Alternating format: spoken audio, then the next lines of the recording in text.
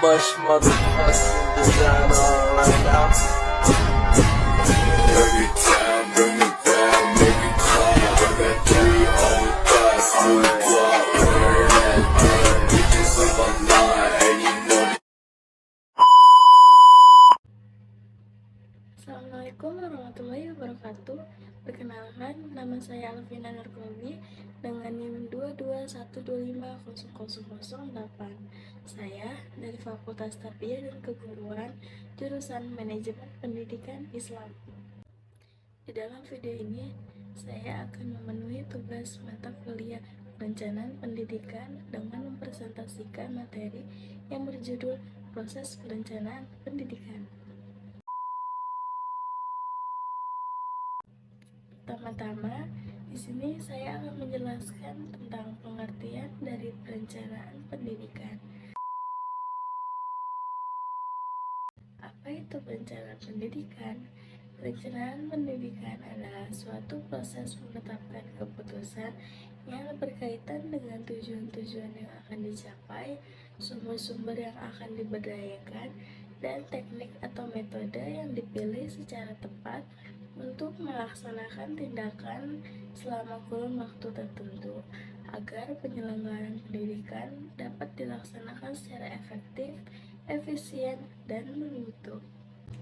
Selain itu, perencanaan pendidikan juga dianggap suatu proses yang penting sebelum melakukan sesuatu dan menjadi penentu sekaligus memberi arah terhadap pencapaian tujuan pendidikan dengan menyeleksi dan menghubungkan pengetahuan, fakta-fakta, imajinasi, dan asumsi-asumsi tentang perkembangan pendidikan di masa depan.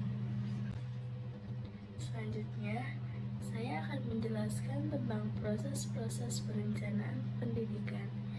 Yang pertama yaitu ada pengumpulan data dan pengolahan data.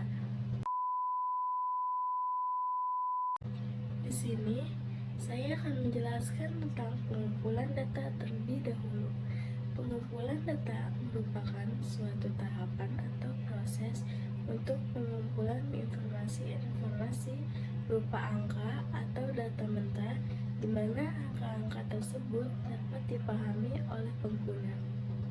Data-data yang dikumpulkan adalah data-data yang berhubungan dengan kecelakaan kerja dan program keselamatan kerja. Pengumpulan data juga bisa disebut dengan kegiatan mencari dan mengukur informasi tentang variabel-variabel penelitian. Berikutnya ada pengolahan data. Pengolahan data merupakan suatu tahapan atau proses di mana pada pengolahan data ini data-data mentah yang telah dikumpulkan dihitung berdasarkan rumus-rumus yang telah ditetapkan. Pengolahan data juga dapat disebut dengan serangkaian langkah yang dilakukan untuk mengubah data mentah menjadi informasi yang berguna dan bermakna. Selanjutnya, yang kedua yaitu tentang analisis dan diagnosis. Analisis yaitu tahapan dari proses penelitian di mana data-data yang telah ditetapkan atau dikumpulkan akan dilakukan analisis untuk menjawab permasalahan penelitian. Sedangkan diagnosis yaitu untuk menganalisa data yang terkumpul dengan meneliti usaha dan hasil pendidikan dengan kriteria relevansi, efektivitas, dan efisiensi.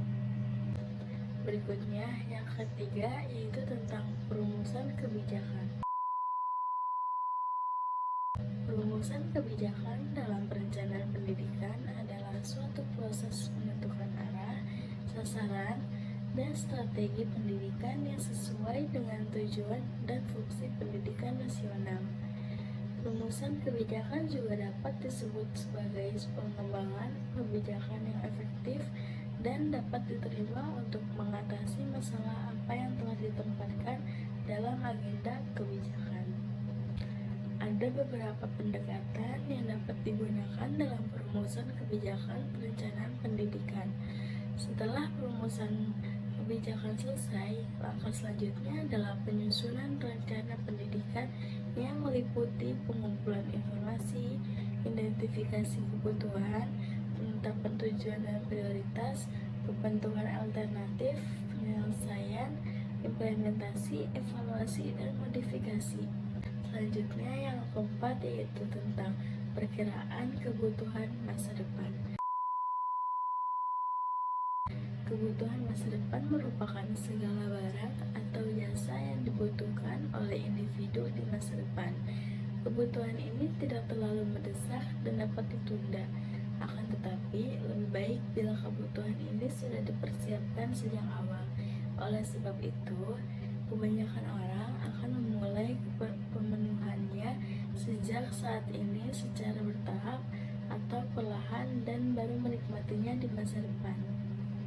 Biasanya, kebutuhan di masa yang akan datang atau masa depan berkaitan erat dengan menabung atau investasi. Salah satu yang harus disiapkan oleh setiap individu adalah tabungan. Tabungan ini dapat berupa uang atau aset lainnya. Tabungan juga memiliki beragam jenis, seperti tabungan pendidikan, tabungan hari tua, tabungan untuk kebutuhan tidak terduga, tabungan ibadah, dan sebagainya.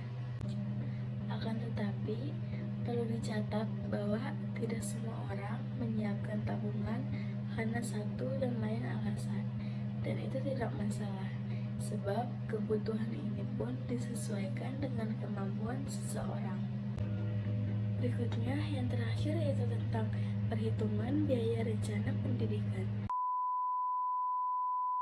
Pembiayaan pendidikan merupakan salah satu hal penting dalam mendukung penyelenggaraan pendidikan karena menyangkut tentang pembiayaan operasional dalam pendidikan tersebut, mulai dari hal yang paling kecil hingga yang paling besar.